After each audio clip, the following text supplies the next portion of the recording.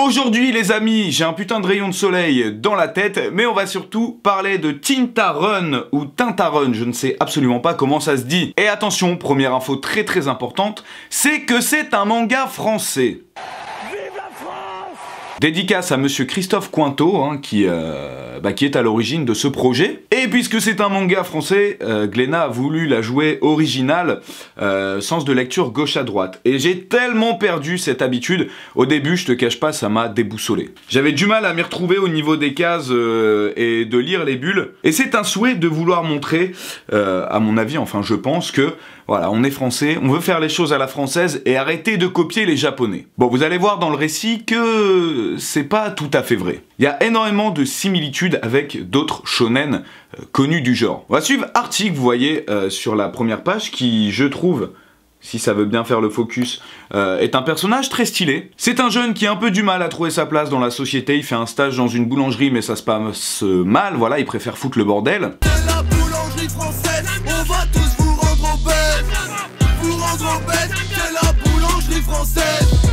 Il a l'air de posséder un pouvoir étrange, un peu maléfique, qui se traduit par une aura. Alors, ça m'a énormément fait penser à JoJo's Bizarre Adventure, je pense d'ailleurs que c'est un clin d'œil. Et il n'arrive pas trop à contrôler ses pouvoirs, notamment lorsqu'il est énervé ou frustré, il pète un plomb.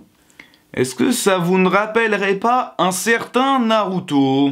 Naruto, il n'a pas de père, il est élevé seulement par sa mère, qui est d'ailleurs adjointe au maire. Alors c'est ça qui est très drôle dans ce manga, c'est qu'on a un mix entre quelque chose de fantastique avec tous ses pouvoirs magiques, et réel aussi.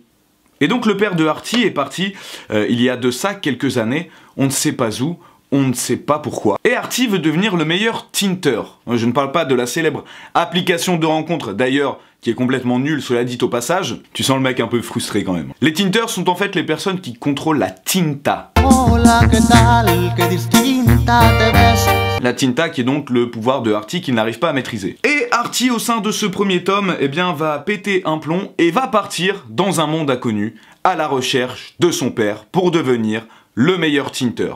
Et ça, normalement, ça aurait déjà dû vous faire penser à Hunter x Hunter. Alors l'auteur a pris le parti dans ce manga de pas trop nous expliquer le contexte du monde. On ne sait pas ce que font les tinters, on met longtemps avant de savoir ce qu'est la tinta, le pouvoir donc des tinters. Mais ça se traduit chez notre personnage principal par du feu. Et il peut utiliser des armes en fait qui amplifient ce pouvoir ou tout simplement permettre de le contrôler. Et là où à mon avis ça va encore se rapprocher de Hunter x Hunter, c'est que chaque tinter a des capacités spécifiques. À mon avis ils ne contrôlent pas tous le feu. Et le premier gros point positif du manga pour moi ce sont les dessins. L'auteur a son propre style et il se contente pas de vouloir copier ce qui se fait déjà, ce qui rendait à certains anciens mangas français un aspect assez grotesque de vouloir imiter, mais c'était pas égal. Et ça sentait qu'il y avait une différence et que c'était pas un japonais qui faisait le dessin.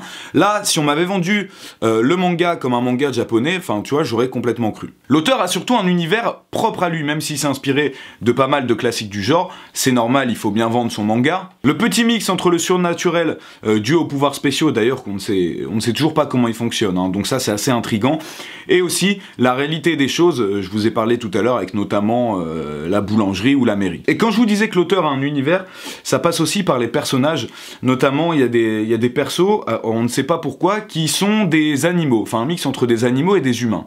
Et la mayonnaise prend bien, l'univers est assez cohérent, et on a envie d'en savoir plus, on a envie de découvrir ce magnifique monde.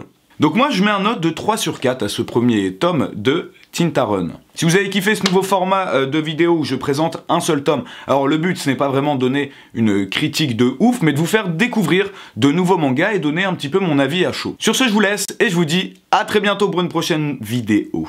Le fameux Jana. Fuck everybody in this fucking room. Because we can fuck with you. Fuck everybody in this fucking room. Because we can fuck with you. Because